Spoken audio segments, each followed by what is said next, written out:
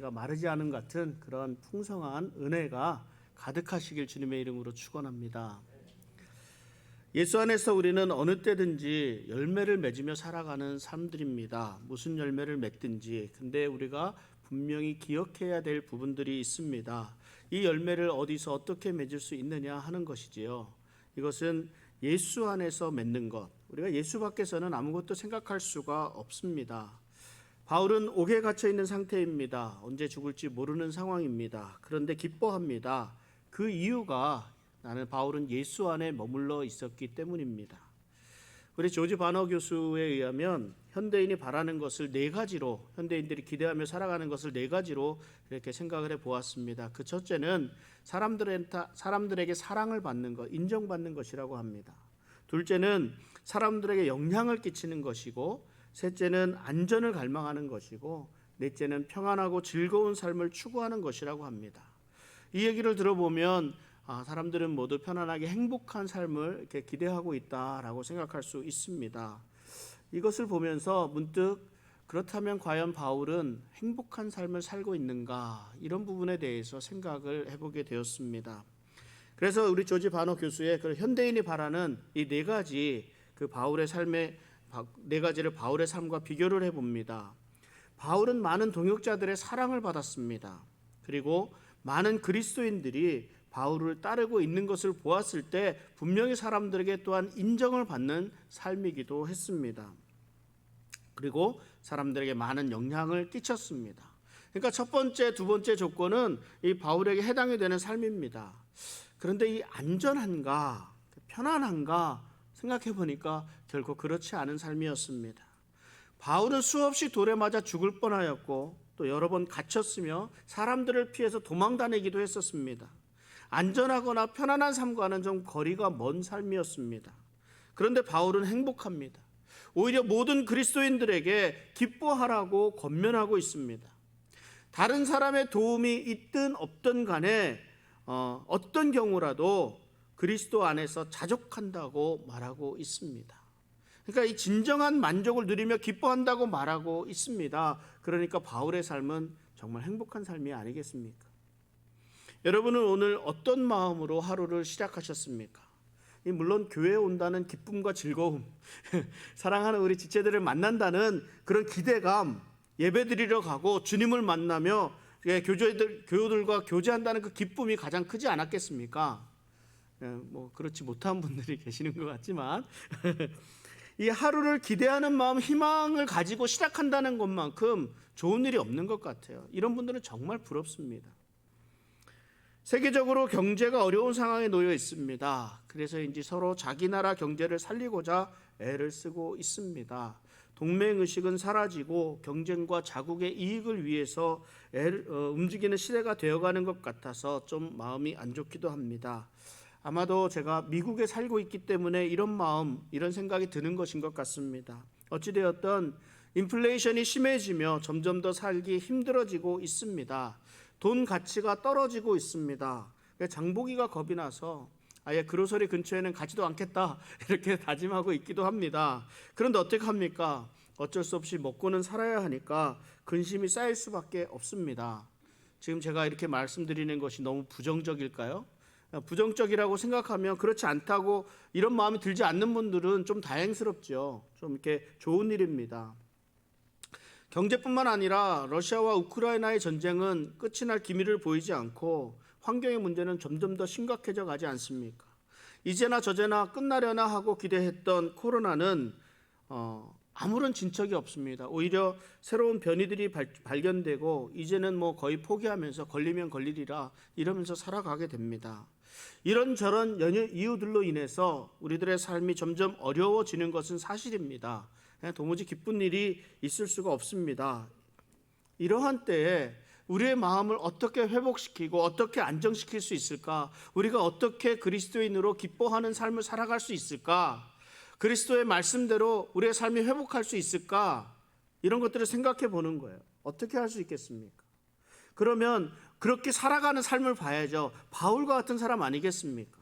바울은 감옥에 있었습니다. 열악한 환경 속에서 재판을 기다리고 있습니다. 이 재판이 끝나면 살지 죽을지가 결정이 됩니다. 그런 위기라고 할 수 있습니다. 그러나 놀랍게도 바울은 이 감옥 속 열악한 환경 속에서도 기뻐하고 있다 말씀을 합니다. 오늘 본문 4장 10절을 다시 한번 보면 내가 주 안에서 크게 기뻐함은 너희가 나를 생각하던 것이 이제 다시 싹이 남이니 너희가 또한 이를 위하여 생각은 하였으나 기회가 없었느니라. 무엇 때문일까요? 이 바울의 이 기쁨이라는 것은 이 빌립보 성도들이 자신을 후원하는 일, 그러니까 기프트라고 이렇게 표현을 하는데 그래 선물이라는 그런 표현을 쓸게요. 자신을 후원하는 일에 대한 관심이 되살아난 것에 대한 기쁨이라고 표현하고 있습니다. 에바브라디도는 바울이 궁핍에 처해 있을 때 후한 재정적인 선물을 가지고 빌립보 교회에서 이 로마의 감옥에까지 오게 됩니다. 이것이 바울에게 크게 위로가 되고 기쁨이 되었습니다. 그 감사하는 마음을 이 편지에 담아서 보내고 있습니다. 바울은 결코 자기를 위해서 돈을 요청하지는 않았습니다. 그럼에도 불구하고 빌립보 성도들의 그 마음을 기쁘게 받아들였습니다. 왜냐하면 그들이 기꺼이 주었으니까요. 또 한편으로는 바울이 이 당시 상황에 좀 궁핍했기 때문이기도 합니다. 이 목회자로서 우리 성도들의 선물을 받는 것 참 어렵습니다. 그냥 기쁜 마음으로 받아야 할지, 이것을 거절해야 될지, 아니면 받는 것 다 교회에 다 이렇게 들여보내야 되나, 뭐 이런 이런저런 여러 가지 생각들을 이렇게 하게 합니다. 바울에게도 마찬가지였습니다. 바울은 고린도전서 9장 1절부터 18절까지에서는 고린도 교회에서 온 선물, 고린도 교회에서 한 기프트는 받지를 않았습니다. 그것은 돈 때문에 복음을 전한다는 그런 비난을 받고 싶지 않았기 때문이라고 밝히고 있습니다. 자신은 이 선물을 받지 않지만 그럼에도 불구하고 하나님의 사역자를 후원하는 것은 교회의 의무라고 또한 이렇게 밝히기도 했습니다. 그 가운데 고린도전서 9장 12절 14절 말씀을 한번 읽어보겠습니다. 다른 이들도 너희에게 이런 권리를 가졌거든 하물며 우리일까 보냐. 그러나 우리가 이 권리를 쓰지 아니하고 범사에 참는 것은 그리스도의 복음에 아무 장애가 없게 하려 함이로다. 성전의 일을 하는 이들은 성전에서 나는 것을 먹으며 제단에서 섬기는 이들은 제단과 함께 나누는 것을 너희가 알지 못하느냐. 이와 같이 주께서도 복음 전하는 자들이 복음으로 말미암아 살리라 명하셨느니라. 고린도 교회에서 보내온 선물은 받지 않았는데요, 빌립보 교회에서 보내온 성도들이 보낸 재정적인 이 후원은 기쁜 마음으로 받았습니다. 바울이 정말 기뻐하였다 이렇게 표현합니다. 그런데 우리가 바울의 기쁨을 표현하는 부분에서 이것을 알아야 합니다. 바울이 재정적인 후원을 받아서 뿐만 기뻐한 것이 아니라 저들의 마음에 그리스도의 풍요함이 넘치는 것을 본 것 때문에 기뻐한 것이라고 설명을 합니다. 그 사람이 얼마나 잘았는가를 볼 수 있는 척도는 그 사람이 얼마나 이기심에서 벗어나서 다른 사람을 생각할 줄 아는 인격을 가졌는가에 달려 있습니다. 인격이 어릴수록 덜 성숙할수록 자기중심적이 되고 이기적인 사람이 되기 때문입니다. 정말 유치할 정도 되는 이기적인 사람이 됩니다. 덜 성숙한 사람은 오직 내 생각만 합니다. 그러니까 다른 사람의 삶이 보이지를 않아요. 내가 배고프면 다른 사람도 배고픈 줄 알고, 내가 먹기를 좋아하면 다른 사람들도 다 먹는 것을 좋아하는 줄로 압니다. 그러나 꼭 그렇지만은 않습니다. 사람들은 저마다 좋아하는 것도 다르고 원하는 것도 다르고 지금 처한 상황도 다릅니다. 다른 사람들의 마음, 다른 사람들의 상황, 다른 사람들이 원하는 것이 무엇인지 이런 여러 가지들을 볼 수 있어야 합니다. 이런 걸 볼 수 있는 사람이 성숙한 사람입니다. 아직 어렸던 빌립보 성도들이 이제 복음 안에서 성장한 모습을 이렇게 바울이 보게 된 겁니다. 어떤 모습입니까? 복음의 현장에서 수고하는 사람들과 또 믿음의 스승인 사도 바울의 안위를 걱정해서 보내준 이 재정적인 후원을 보면서 바울이 기뻐합니다. 물질을 기뻐하는 것이 아니라 이 물질을 보낸 그 마음을 보고 기뻐하게 되는 겁니다. 저에게도 간혹 우리 많은 분들이 사랑을 베풀어 주십니다. 명절이 되고 성탄이 되고 생일 무슨 축하할 일, 격려할 일 이런 일들이 이때 되면 선물을 주시고 이렇게 하시는데, 선물 주신 분들의 마음을 이렇게 봅니다. 카드를 읽어가면서 위로가 되기도 하고 그 선물 받은 선물을 사용하면서 다시 한번 힘을 내보기도 합니다. 근데 아무것도 아닌 것 같은데요. 그 큰 것이 아닌 것 같기도 합니다. 그런데 작은 정성이 큰 힘이 됩니다. 제가 늘 이렇게 받으면은 답을 좀 안 해드리고 죄송한 마음이 있었는데 이 자리를 빌어서 감사의 마음을 좀 전해드리겠습니다. 목회자로서 우리 성도를 바라볼 때 가장 기쁨이 될 때가 언제일까요? 그것은 성도가 성숙한 그리스도인으로 자라갈 때입니다. 바울의 마음이 아마 이와 같았을 것입니다. 다른 사람을 생각할 틈도 없던 사람들, 오직 자기만 알고 있었던 자기 중심적이고 이기적이었던 사람들이 이제는 커서 다른 사람의 궁핍함을 보고 사랑을 나누게 되었다는 이 사실이 바울을 참 기쁘게 하였습니다. 제가 교회를 개척하면서 힘들게 이렇게 살아와서 그런지 몰라도 저는 이 주변의 작은 교회나 우리 개척교회를 하고 계신 그런 목사님들을 뵙게 되면 막 그 마음에 무엇이든지 막 해드리고 싶은 마음이 막 이렇게 들곤 합니다. 물론 우리들 마음에는요, 저 오지에서 선교하시는 선교사님들에게 많이 열려 있습니다. 고생하시는 것을 잘 알고 있기도 하고 실질적으로도 굉장히 많이 고생하고 계세요. 힘이 들고 있습니다. 그래서 이해합니다. 그래서 성경금도 보내드리고 기도 후원도 마음껏 이렇게 해드립니다. 그리고 늘 걱정과 염려를 가지고 기도하고 후원합니다. 그런데 우리 주변에 있는 작은 교회 목사님들에게는 별로 관심이 없습니다. 경쟁의 대상으로 보는지는 모르겠지만 우리 지역에 국한하는 것이 아니고 사실 교단 내에 국한되어 있는 이런 문제들도 아니고 주님의 일을 하는 동역자로서 관심을 가지고 지켜봐 준다면 얼마나 큰 힘이 되겠는가, 이런 부분을 생각해 보게 됩니다. 할 수만 있다면 우리 교회가 이런 분들에게 힘과 위로를 줄 수 있는 많은 방법들이 있을 것이라 이렇게 생각이 됩니다. 사실 우리 교회도 재정적으로는 넉넉하지는 않습니다. 한 달 한 달 힘들게 지나고 있습니다. 그럼에도 불구하고 나누고 베풀 때에 하나님이 더 채워주시지 않겠는가 생각을 합니다. 내 교회, 내 것, 내 중심만, 내 것만 쥐고 있으면 그렇게 있으려고 하지 말고 나누고 베푸는 우리 벨리 한인 장로교회가 되었으면 좋겠습니다. 지금 이게 사도 바울이 설명하고 있는 것은 그 재정적인 후원을 받았음에도 불구하고 이 소유가, 이 받는 물질이 또 내가 가진 것이 내 삶에 어떠한 영향을 미치고 있는지, 내가 지금 처해 있는 환경이 내 삶에 어떤 여유를 가져다 주는지, 이런 여러 가지를 설명을 하고 있습니다. 4장 11절을 보면 내가 궁핍함으로 말하는 것이 아니니라 어떠한 형편에든지 나는 자족하기를 배웠노니, 바울은 지금 이렇게 얘기하는 거예요. 내가 지금 기쁘다. 내가 지금 기뻐하는 이유는 내가 궁핍했다가 너희가 보내준 이 선물, 재정적인 후원을 받아서 기뻐하는 것이 아니라 너희의 따뜻한 마음 때문이다. 나는 어떤 형편에 처해 있든지 자족하기를 배웠노라. 이렇게 말씀하고 있습니다. 우리 그리스도인의 삶은 자족하는 데 있습니다. 2000년 전이나 지금이나 참 목회자가 이 돈에 관련되어 있는 것을 말하기는 참 어렵습니다. 바울은 이 빌립보 성도들이 오해하지 않도록, 그래서 오해하지 않도록 여러 가지로 설명을 하고 있습니다. 내가 이렇게 힘들게 되었는데, 궁핍하게 되었는데 너희들이 빨리 후원금 보내지 않은 것, 거기에 내가 실망했다. 아니면 내가 이런 궁핍에 처해 있던 것을 너희는 적어도 알아야 되지 않겠느냐, 이런 식으로 설명을 하고 있는 것이 아니라는 말입니다. 바울이 터득한 삶의 비밀을 나누기 위함입니다. 외적인 상황이나 환경이나 어떻든 간에 자신들이 가지고 있는 것에 만족할 수 있었다는 것입니다. 이 말은 거꾸로 말하면 무슨 말이에요? 바울은 모든 것에 걸림이 없었다는 말입니다. 자유로웠다는 말입니다. 세상에서 말하는 성공이나 물질이나 명예나 지위나 사람들의 인정받는 것, 이런 것들에 전혀 상관없이 바울은 만족한 삶을 살고 있었다라고 말씀하고 있는 겁니다. 그 비밀이 무엇이었겠습니까? 바로 오직 예수 그리스도라고 말씀합니다. 빌립보서 1장 21절에 이는 내게 사는 것이 그리스도니 죽는 것도 유익함이라 말씀합니다. 빌립보서 4장 13절에 내게 능력 주시는 자 안에서 내가 모든 것을 할 수 있느니라 말씀합니다. 그러니까 예수 그리스도는 바울의 삶의 근본이 되셨습니다. 근본이셨습니다.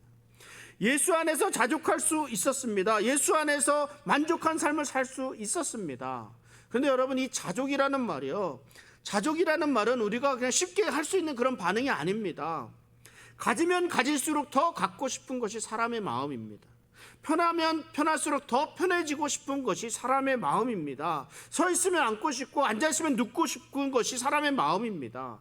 그러니까 이 자족하는 마음은요, 저절로 되어지는 것이 아니라 바울도 표현하잖아요. 내가 이것을 자족하는 법을 배웠노라고 얘기하잖아요. 배워야 하는 것입니다. 훈련이 되어야 하는 거예요. 부유하면 부유할수록 그 안에 있는 공고함은 더욱 커집니다. 그 어떠한 권력을 가졌다고 한들 만족할 수가 없습니다. 더 큰 권력을 향해 원하는 것이 사람입니다. 그러나 바울은 이러한 욕심을 막을 방법을 터득했다 말씀하고 있는 거예요. 자족할 수 있었습니다. 가진 물질, 권력 이런 것으로는 만족할 수 없다라는 것을 바울은 깨달았습니다. 그리고 그 비밀에 대해서 설명을 합니다. 4장 12절을 보면 나는 비천에 처할 줄도 알고 풍부에 처할 줄도 알아. 모든 일, 곧 배부름과 배고픔과 풍부와 궁핍에도 처할 줄 아는 일체의 비결을 배웠노라. 참 이 바울이 지금 무엇을 말씀하고 있습니까? 우리 인생, 우리 삶에 대한 양면성에 대해서 말씀하고 있는 거예요. 배부름이 있으면 배고픔이 있다고 말씀합니다. 이것의 유목민의 삶을 예를 드는 거예요. 유목민들은 이렇게 옮겨 다니면서 짐승들 풀을 먹이잖아요. 어디에 가면 어디에든지 풀로 가득해서 풍부하게 먹을 수 있는 초원이 형성되어 있는 곳이 있고, 입만 대면 먹을 수 있는 풀이 가득한 곳이 있고, 정반대되는 곳도 있습니다. 메마르고 텅 빈 광야입니다. 광야에는 아무것도 없습니다. 물소리조차 들리지 않습니다. 마른 가시덩굴만 굴러다니는 곳, 아무런 생기를 찾을 수 없는 곳이 광야입니다. 풍부와 궁핍이라는 말을 사용합니다. 수도꼭지만 돌리면 물이 콸콸 쏟아져 나오는 곳이 있고, 물을 얻기 위해서 수십 킬로미터를 걸어가야 하는 다녀야 하는 그런 곳도 있습니다. 언젠가 한국에서 손님들이 오셨습니다. 어디로 모시고 갈까 이렇게 생각을 하다가 제가 가장 좋아하는 곳으로 모시고 가면 손님들도 좋아하시겠지 이렇게 생각을 했습니다. 그래서 모시고 간 곳이 어디냐면 세도나에 있는 그 옆에 있는 옥크릭이라는 곳이었습니다. 옥크릭. 다 아시는 분들은 다 아실 거예요. 물이 흐르는 곳. 저는 내심 와 이렇게 좋은 곳이 있구나라는 이런 말을 듣고 싶었습니다. 그런데 우리 손님들의 입에서 나온 말이 전혀 의외였습니다. 이 사람아, 한국에서는 어느 동네든 조금만 돌아가면 이런 물 흐르는 시내는 세고 셌어. 이런 소리 들었어요. 아리조나 사막에서는 물이 흐르는 물을 본다는 것 결코 쉬운 일이 아닙니다. 그러나 산이 많고 물이 풍부한 한국에서는 동네 옆에 흐르는 냇물 계곡도 그 오크릭보다는 좀 더 나았던 것 같습니다. 한쪽에서는 물이 풍부하고 한쪽에서는 메말라 있어 물이 아쉽습니다. 근데 우리 인생이 이래요. 우리 인생이 흑암이 분명히 있습니다. 좋은 날이 있으면 나쁜 날도 있고, 무엇이든지 술술 잘 풀리는 날이 있고, 사면초가 앞이 꽉 막히는 날이 있습니다. 올라가는 때가 있으면 내려가는 때도 있습니다. 내가 다른 사람들을 도와줄 수 있는 때가 있고 도움을 받아야 하는 때가 있습니다. 그런데 이거 아십니까, 여러분? 이런 일들을요, 내가 선택할 수 있는 게 아니라는 거예요. 누군들 맨날 좋은 날만 살고 싶지 않겠습니까? 누군들 매일 고생하면서만 살아가고 싶겠습니까? 우리 인생의 풍부함과 궁핍함이, 부유와 빈곤이 계속해서 교차한다는 것을 알아야 합니다. 그런데 바울은 이 모든 일에서 일체의 비결을 터득했다라고 얘기를 합니다. 지금 그걸 배웠다고 말씀하고 있습니다. 이 말씀이 결코 가볍지가 않습니다. 여러분, 우리는 흔히 이런 말 합니다. 우리 있으면 있는 대로, 없으면 없는 대로 그냥 살아가면 되는 거 아니냐, 이렇게 말을 합니다. 그런데 이게 정말 쉽지가 않은 말이에요. 경제적으로 가난할 때는 가난 극복하기 위해서 최선을 다합니다. 그러니까 간절함이 있습니다. 그래서 작은 것에도 기뻐할 수 있어요. 삼겹살 한 조각만 나누어 먹어도 얼마든지 가족이 기뻐할 수 있고, 맥도날드 햄버거로도 충분히 기뻐하고 감사할 수 있습니다. 그런데 풍부해지니까 그것이 좀 달라져요. 더 많이 가져야 되겠고, 삼겹살 말고 한우 이렇게 좋은 품질의 양질의 소고기를 먹어야 되겠고, 더 높이 올라가야 되고, 그러니까 이 때문에 생기게 되는 그 빈자리가 더욱 크게 공허하게 느껴지는 겁니다. 또 다른 사람이 있죠. 너무 가난하면 간절함 갖고 극복하려고 이렇게 하기도 하지만, 너무 가난하면, 너무 힘이 들게 되면 기쁨도 사라지고 의욕도 사라집니다. 아무것도 하기 싫습니다. 자포자기 하는. 홈리스들이 왜 홈리스들이 되는데요? 아무것도 하기 싫어지는 거예요. 의욕이 사라지는 거예요. 내가 무엇을 할 수 있겠는가? 그런데요, 바울은 풍부하든지 궁핍하든지 간에 만족함으로 안정된 삶을 유지할 수 있었다는 말입니다. 그 궁극의 비결, 일체의 비결을 소개하고 있습니다. 우리 같이 한번 읽어볼까요? 빌립보서 4장 13절입니다. 내게 능력 주시는 자 안에서 내가 모든 것을 할 수 있느니라. 이 바울의 만족은요, 내가 하고 싶은 거 참고 뭐 이렇게 하는 절제나 뭐 이런 거를 통해서 이룬 만족이 아니었다는 겁니다. 그리스도만을 통해서, 내게 능력 주시는 자를 통해서 얻은 비결이라는 말씀입니다. 그 원천은 다른 곳이 아니라 예수 그리스도 안에 있는 것이었고, 그 안에서 모든 것을 할 수 있다라고 고백하고 있습니다. 바울은 예수님을 따르게 되면서 그래서 자기가 갖고 있었던 모든 그런 그 성공적인 요소들을 다 포기하고 다 내려버릴 수 있었던 것입니다. 빌립보서 3장 7절 8절에서 이렇게 말을 합니다. 그러나 무엇인지 내게 유익하던 것을 내가 그리스도를 위하여 다 해로 여길 뿐더러 또한 모든 것을 해로 여김은 내 주 그리스도 예수를 아는 지식이 가장 고상하기 때문이라. 내가 그를 위하여 모든 것을 잃어버리고 배설물로 여김은 그리스도를 얻고, 그리스도를 얻었기 때문에 다 버릴 수 있는 겁니다. 그러니까 바울은 자기 힘으로, 내 힘으로 그리스도인의 삶을 살아갈 수 없다는 것을 깨달은 거예요. 오직 우리가 예수 그리스도만을 의지해야 합니다. 있을 수 있는 모든 상황, 궁핍한 상황이든 풍요로운 상황이든 그 바울은 진정으로 만족할 수 있었습니다. 왜냐하면 외부 상황이 그 바울의 이러한 태도를 좌우하도록 허락하지 않았기 때문입니다. 부유하든 궁핍하든 간에 바울이 그의 사역과 복음 전파하는 일을 지속할 수 있었던 힘을 우리 예수님께서 주셨다라는 거예요. 그러니까 일체의 비결을 배웠다는 겁니다. 어떠한 상황일지라도 그 상황에 대처할 힘을 예수님께서 주실 것임을 확신한 바울은 만족하며 자족하며 살아갈 수 있었습니다. 그리스도의 능력 덕분에 바울은 할 수 있다라는 태도를 가질 수가 있었습니다. 내가 모든 것을 할 수 있다라고만, 이 말만을 보면은 정말 자기 과신하는 것 같고 마인드 컨트롤을 해서 나만 할 수 있다는 긍정적인 생각을 가지면 뭐든지 할 수 있을 것이라 이렇게 말하는 것만 같습니다. 내 생각, 내 힘, 내 열심, 내가 가진 것을 믿는다고 우리가 아무리 긍정적인 생각을 가지고 있는다고 하더라도 모든 것을 다 할 수 있는 것은 아닙니다. 그 전제 조건이 반드시 필요한데 우리를 능력의 원천이 바로 예수 그리스도 아님을, 예수 그리스도이심을 확실히 해야 합니다. 그냥 내가 무엇이든 다 할 수 있는 것이 아니라 내게 능력 주시는 자 안에서 모든 것을 할 수 있는 것입니다.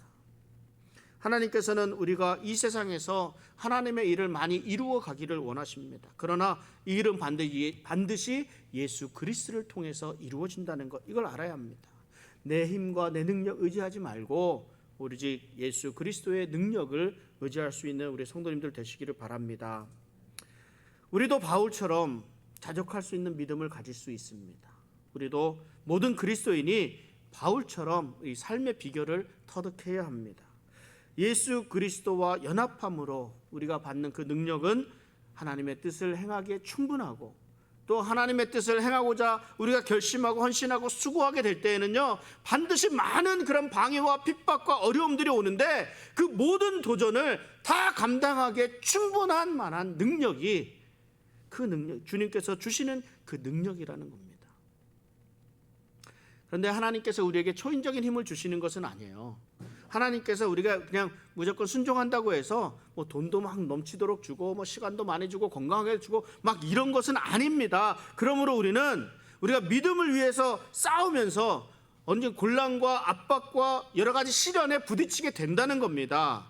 그러나 우리가 염려할 것이 없는 이유는 예수님께서 우리의 힘이 되시고 능력이 되어 주시기 때문입니다. 그러니까 우리에게 맡겨주신 사명을 다 감당할 수 있도록 모든 것들을 허락해 주시는 겁니다. 그것이 물질이 되었던, 시간이 되었던, 우리의 건강이 되었던 말입니다. 사람들은 내가 원하는 모든 것을 할 수 있다는 긍정적인 마인드를 가지기 위해서 이 성경 구절을 사용합니다. 그러나 이 말씀은 그리스도인이라고 무슨 일이든 다 할 수 있다는 약속의 말씀이 아닙니다. 이걸 분명히 알아야 합니다. 하나님께서 약속하시는 것은 하나님이 우리에게 원하시는 모든 일을 우리가 할 수 있다는 거예요. 누구를 통해서? 예수 그리스도를 통해서. 우리는 간혹 하나님은 정말 나를 잘 모르신다 이렇게 생각할 때가 있습니다. 왜 그래요? 하나님께서 나에게 맡겨주신 일을 보니까 내가 감당할 수 없을 것 같거든요. 나 같은 사람이 이런 일을 어떻게, 이런 생각 많이 듭니다. 어떻게 상한 심령들을 내가 치유할 수 있겠습니까? 어떻게 죄악된 나쁜 습관들을 내가 뭐라고 그거를 이렇게 바꿔줄 수 있겠습니까? 어떻게 내가 복음을 전할 수 있겠습니까? 어떻게 내가 신앙생활을 잘할수록 권면할 수 있겠습니까? 막 이렇게 생각을 하는 거예요. 내가 뭔데, 내가 배운 것도 없고 내가 가진 것도 없고 내 말도 잘 못하고 막 이런데 내가 어떻게 할 수 있느냐? 그런데 여러분, 이것은 내가 할 수 있는 것이 아니라 하나님께서 할 수 있도록 힘을 주신다는 겁니다. 우리 이걸 알아야 돼요. 그러므로 우리는 하나님께서 힘 주실 것을 믿음으로, 그 믿음으로 시작하는 거예요. 그 믿음으로 첫 발을 내딛는 것입니다. 하나님은 저와 여러분들에게 이러한 능력을 많이 보여주셨습니다. 분명히 내가 할 수 있는 일이 아닙니다. 능력 밖의 일입니다. 그런데 하나님이 사람도 보내주시고 환경도 바꾸어 주시면서 그 일이 되어 가도록 이끌어 가십니다. 이것을 우리는 매번 경험하고 있지 않습니까? 뭐 멀리 갈 거 어디 있습니까? 우리 이 교회만 해도 그렇지 않습니까? 이곳에서 구입하고 예배드리라고 누가 생각을 했었겠습니까? 그런데 우리가 할 수 있는 것 한 것이 아닙니다. 하나님이 허락하셨습니다. 하나님이 계획하시고 하나님이 인도하시고 하나님이 끌어갔습니다. 거기에 우리가 그냥 믿음으로 순종했더니 이렇게 된 거예요. 이게 뭐 다른 게 있습니까? 저는 하나님의 일이라는 확신이 선다면 두려울 것이 없습니다. 염려할 이유도 없습니다.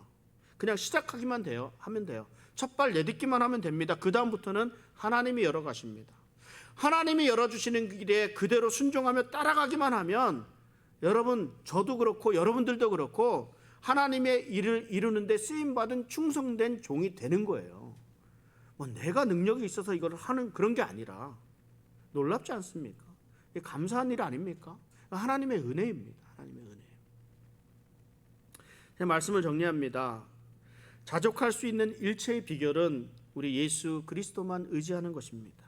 우리들 삶에는 늘 양면성이 있습니다. 좋은 날도 있고 나쁜 날도 있습니다. 흑암이 늘 교차합니다. 그럼에도 불구하고 이러한 상황과 환경이 내 삶을 통제하도록 내 삶을 통제하도록 내버려 두지를 말아야 합니다. 내 삶은 오직 예수님에 의해서만, 예수님에게만 달려있다는 것을 기억해야 됩니다. 예수님을 믿는 믿음으로 우리는 자족할 수 있습니다. 우리의 자족하는 삶은 우리의 시각에 달려 있습니다. 우리의 보는 눈에 달려 있습니다.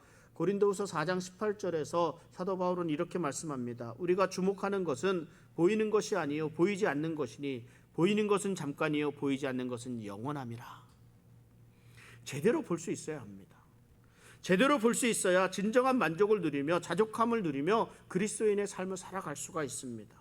진정한 만족을 누리려면 내가 가진 모든 것이 하나님께 속해 있다라는 것을 인정해야 됩니다.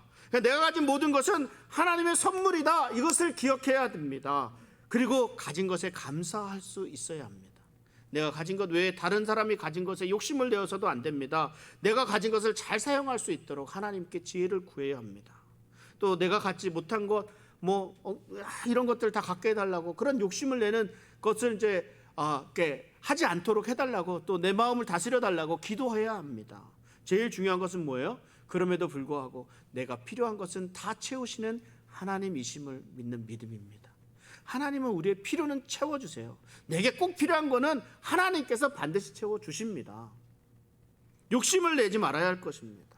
그러니까 바울은 삶의 일체의 비결을 터득했습니다. 그런데 바울보다 먼저 이 비결을 터득한 사람이 있어요. 누구예요? 다윗입니다. 다윗. 이 다윗은 험난한 삶을 살았습니다. 그 삶이야말로 비천에 처하였었고 또 그 삶이야말로 가장 영광된 자리에 오른 사람이 아니겠습니까? 이런 다윗에게 의지할 분은 오직 하나님뿐이었습니다. 그래서 하나님도 나의 마음에 합당한 사람이라고 다윗을 인정하지 않았습니까? 우리 다윗의 신앙 고백을 통해서 그리스도인으로 우리 삶에 대한 확실한 비결을 공감할 수 있기를 바랍니다. 우리 함께 성경을 읽으면서 우리 말씀을 맺어볼까 합니다. 시편 23편 우리 다 같이 한 목소리로 천천히 함께 읽어보도록 하겠습니다. 여호와는 나의 목자시니 내게 부족함이 없으리로다. 그가 나를 푸른 풀밭에 누이시며 쉴만한 물가로 인도하시는도다. 내 영혼을 소생시키시고 자기 이름을 위하여 의의 길로 인도하시는도다. 내가 사망의 음침한 골짜기로 다닐지라도 해를 두려워하지 않을 것은 주께서 나와 함께 하심이라. 주의 지팡이와 막대기가 나를 안위하시나이다. 주께서 내 원수의 목전에서 내게 상을 차려주시고 기름을 내 머리에 부으셨으니 내 잔이 넘치나이다. 내 평생의 선하심과 인자하심이 반드시 나를 따르리니 내가 여호와의 집에 영원히 살리로다. 아멘. 우리 함께 기도하시겠습니다.